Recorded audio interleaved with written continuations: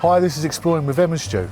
And today we are on the island of Anglesey in North Wales, and we're in Beaumaris to look at Beaumaris Castle, which was built in 1295. It's one of Edward I's great castles that he built all along the north coast of Wales here. Yeah. I'm going to take you for a little look around and tell you a little bit of the history, hopefully.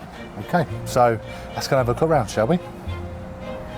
So, famously known as the greatest castle never built, it was actually the last one that Edward tried to construct, and would have very likely have been the grandest one if it had actually been finished.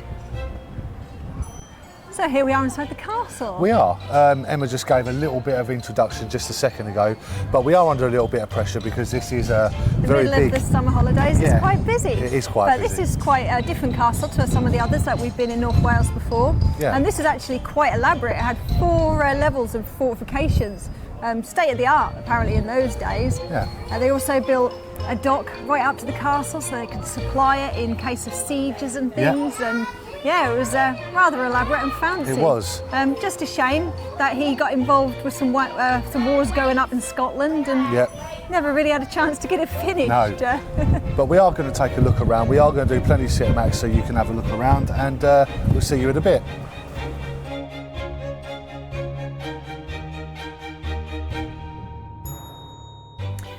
So the castle was built to a concentric plan and had 12 turrets here in the outer curtain wall and over 300 of these firing slits for the archers, making it really quite a defended castle.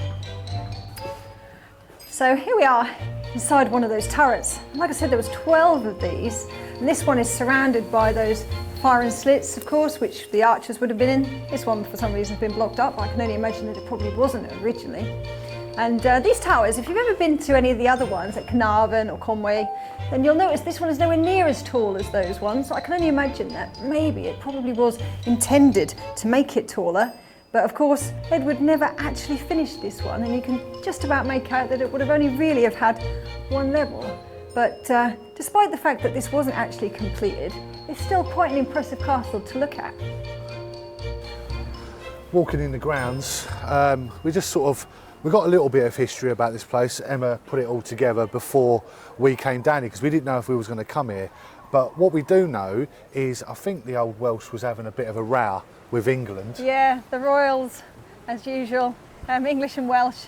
They were at loggerheads for like 200 years, fighting over this area because it was quite an important trading point, just being here between Anglesey's right near Wales, as you probably know, right. And the trading points between the two, and they were always fighting over it. Yeah. Sometimes they won, and quite a lot of the time, well, the English won. Yeah. But that's what happens with trading points, and that's what's going on all over the world normally. Royalties and governments always fighting. I think it's been a way like that for hundreds and thousands of years. It. But we're just walking along the outer wall here, and like I said, this is like 4 lines of defences. We've only found sort of 2 of them so far. 2. But there's loads of features to sort of show you. So we'll keep hunting, and if we find something interesting, we'll show you. We'll show you. Keep on looking.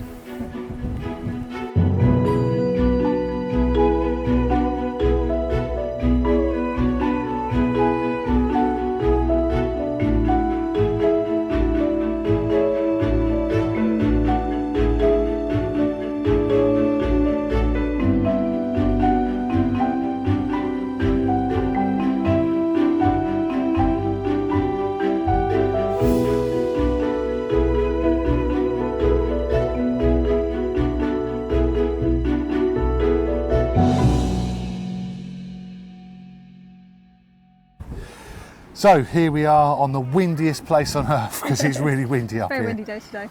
But we're actually on the outer curtain wall at the moment, just walking along the top, and I believe you can actually walk all the way around the outer curtain wall of this particular castle, which is quite nice because sometimes you get restrictions and things, don't you? But it's a beautiful view over towards the mainland, and apparently on a clear day you might even be able to see over to Ireland or Isle of Man anyway, but it's not a clear day today. But it's quite nice, isn't it? There's plenty of places that you can actually sort of view the castle from. So, yeah. We're going to carry on looking around. I think Emma's got a little bit more to do. I've got a little bit more to do, and Finley's looking for the windy stairs, apparently. So we're going to have a look for something like that. So just on top of one of those turrets here, it's nice to see they actually had a few home comforts, at least, even for the medieval times. Because just down these little stairs, and this is something I quite often like to see, we've actually got a little toilet.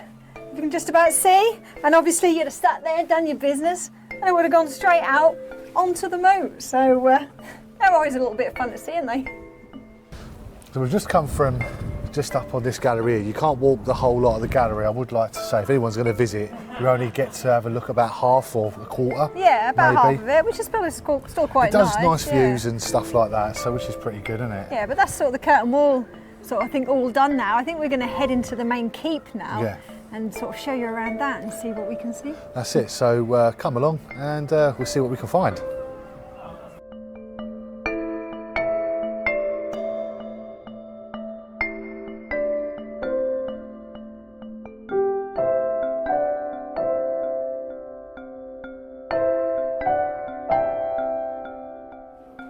So here we are in the passage to the inner ward, which would have been lined with murder holes and portcullises and big heavy doors. I mean, it really would have been a death trap to any enemies trying to come in. That is, if they'd have actually finished it. So here we are right inside the inner ward, and this would have been scattered with domestic buildings and accommodation, but they're unsure whether they were actually ever built or whether they later went on to be demolished.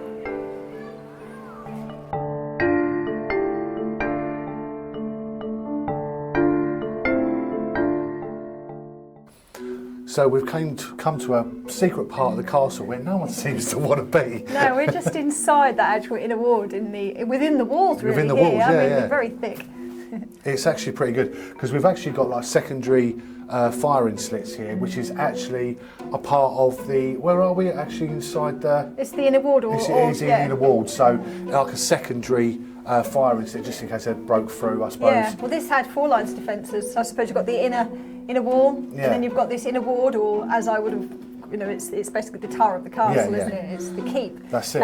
If they got through that, I suppose they then had to get through this, pass all the murder holes, with them pouring their boiling hot things down there that would normally have done. It's not great. I mean, this is literally like a tower of death. Well, yeah, they were back in the medieval times. They weren't that fussed, were they? So what we're going to do is we've got another few places to have a look at. So we're going to head and have a look, see if we can get some more information about it, because there's not a lot of information boards There's not really, or anything showing you this. So we're basically getting information as we're going along. We're trying to put it together.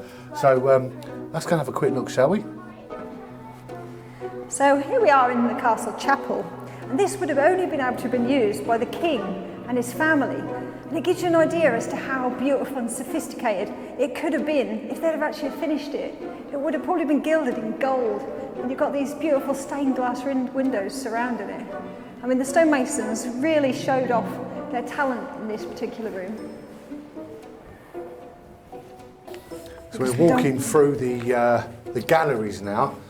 These are quite tight galleries, aren't they, Emma? We've just literally been to the chapel, but I will say, if you are going to bring your family here, oh God, I would say that the stairs are very thin and then very thick and very thin.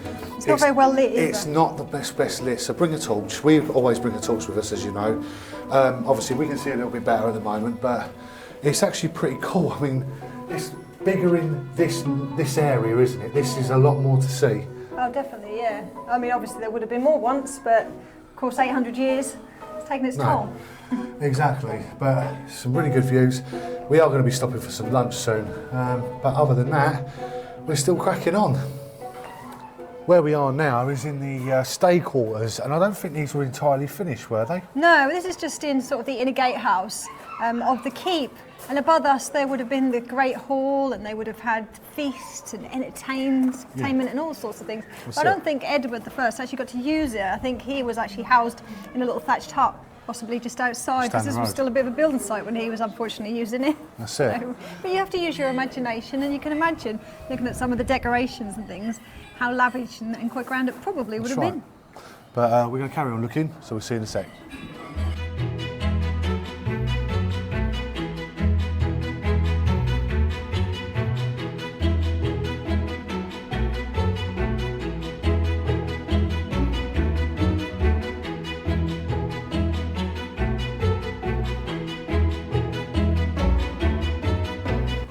So Beaumaris Castle here did actually see some conflict because in the early 1400s a revolt broke out and the rebels actually took it in 1403. But it didn't last long because about 2 or 3 years later it was taken back again. So after that siege in the 1400s, when the castle was taken by the rebels and then of course taken back again, it really didn't have very much use up until the Civil War threat in the sort of 17th century, where some improvements were made actually, but they still didn't actually finish it. No. Of course, after that, this castle was pretty much obsolete with sort of modern fortifications and advances and things like that. So, and then it was turned into a parkland and a bit of a beauty spot. It's as usual, it's pillaged and plundered and things like that. Yeah, so. slate was nicked off the roof, any sort of gold or anything that was left in there. Lead, some of the stones were used for local buildings, as always the case. But now it's sort of owned by sort of the Welsh heritage and that, and it's a lovely museum for us to come and have a look. Yeah, and it's grade 1 listed, this grade one, one so listed. of course hopefully it'll be here forever. That's it, but if you are an English heritage card owner like we are, yeah. you can come down here and actually... The same as if you're part of the Welsh one as well, you can obviously use that too. But, Yeah, so- it's been a nice little afternoon out. It really has. Just a little bit there for you. We couldn't do too much because it's incredibly busy being the summer holidays, but still, we hope managed you to- enjoyed that little snippet of Yeah, history. we managed to push through. But if you did like the video, please consider liking and subscribing. It's been helping us a lot. Patreon is building a fantastic community at the moment. Absolutely, so thanks to them, and if you'd like to join them, then all the information is going to be in the bottom. That's lovely. But here from Beaumaris Castle, here on the beautiful island of Anglesey in North Wales. That's it. Thanks for watching as always. Bye. Bye-bye.